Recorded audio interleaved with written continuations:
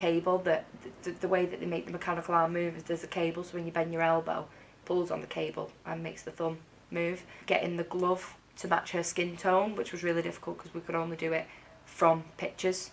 Salford prosthetics and orthotics students have helped to put a smile back on Nsima's face. Lauren Smith, Quays News.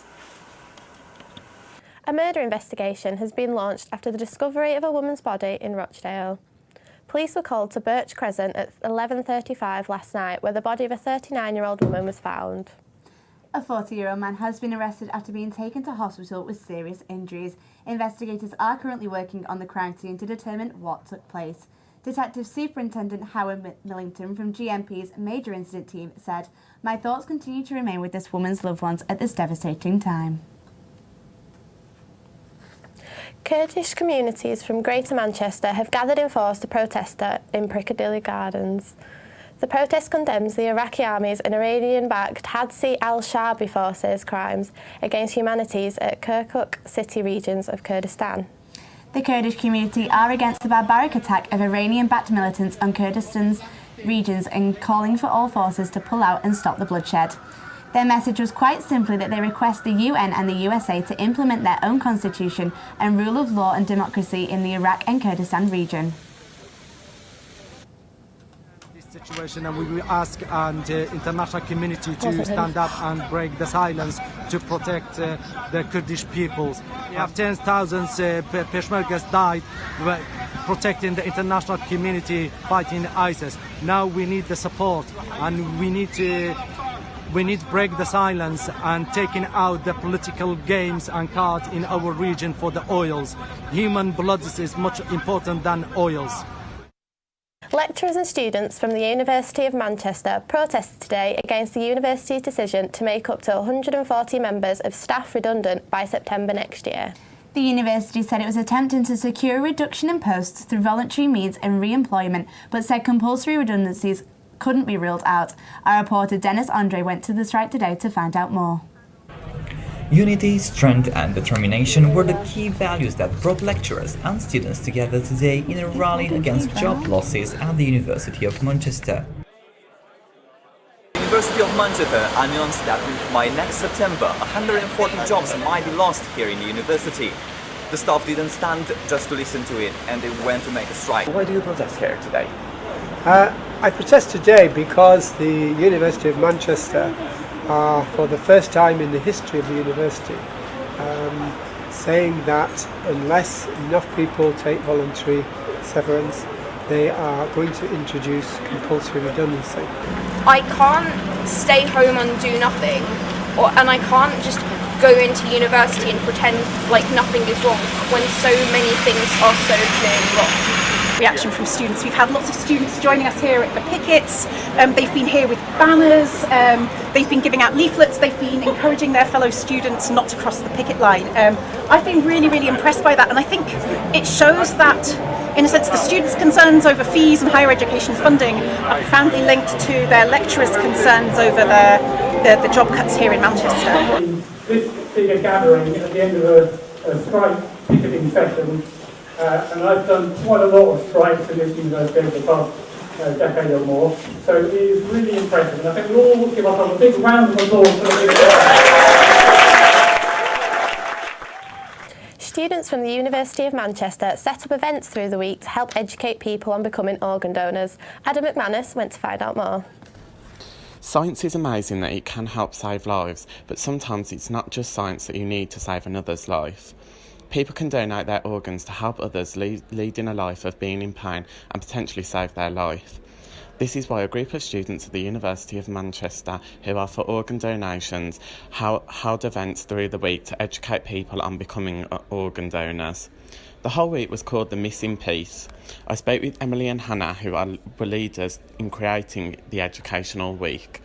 We thought by putting it all together you see a real picture, and that's the idea behind the missing pieces, is that all the pieces all come together and you get a clear picture of what organ donation and transplant's really about. I think that's what tonight did. Do you think that there should be more people getting involved in this? Definitely. I mean, I think just from the talks that we've heard tonight, really show the importance of why we need more sort of education about this and people getting involved. I think the stat was that you're 3 times more likely to need an organ than to ever be a donor yourself. So if you ever thinking about your health in the future, it's in your best interest to get involved, get people educated. More than 3 families a week are saying no to organ donation because they didn't know what their relative wanted. This means around 460 life-saving organ transplants are being missed each year. Sadly, 3 people die each day due to waiting for an organ.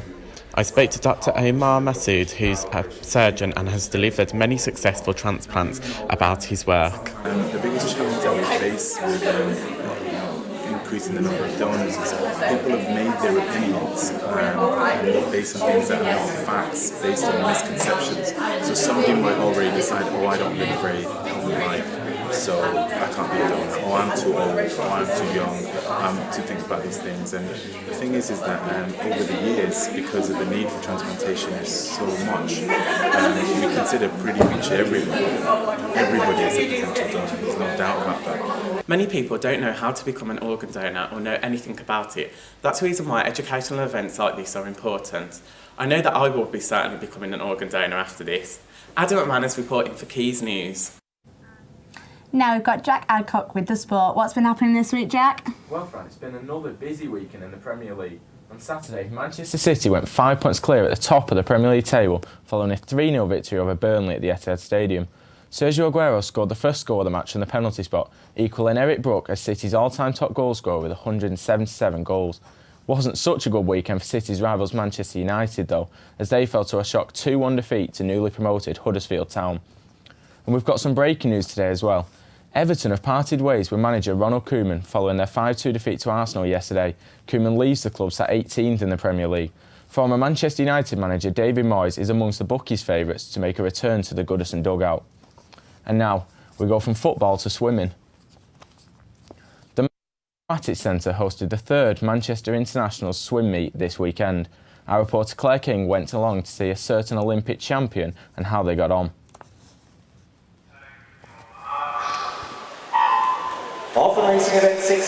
Olympic champion Adam Peaty led the star-studded lineup this weekend at the Manchester International Swim Meet.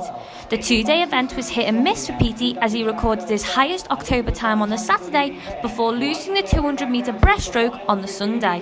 First competition, you're always going to be a little bit, you don't know where you are. But I'm glad I'm down to that speed on the 27, and it's the first meet of the season, so I've got no kind of gauge where I'm at the moment. But I'm sleeping 3,000 metres every night, and that's going to affect my body, it's going to affect my speed. So I'm in a massive training block, which is why I died a lot on the 200. But come taper, come April, come August, hopefully I can build that and turn it into something fast. Well, you're not going to let your 200 race put a downer on your weekend of the competition. You had a great day yesterday, and No. I mean, 200 is always an experiment for me. So it's you win some, you lose some, but for me I need a lot more experience in the 200. I need new tactics how to race it to get down to my PB again. But again, that's the first time I've raced it in about 2 years, so it's just a bit of fun. As a Commonwealth qualifier, some of Britain's biggest medal hopefuls also took to the pool in the first meet of the season at the Manchester Aquatics Centre.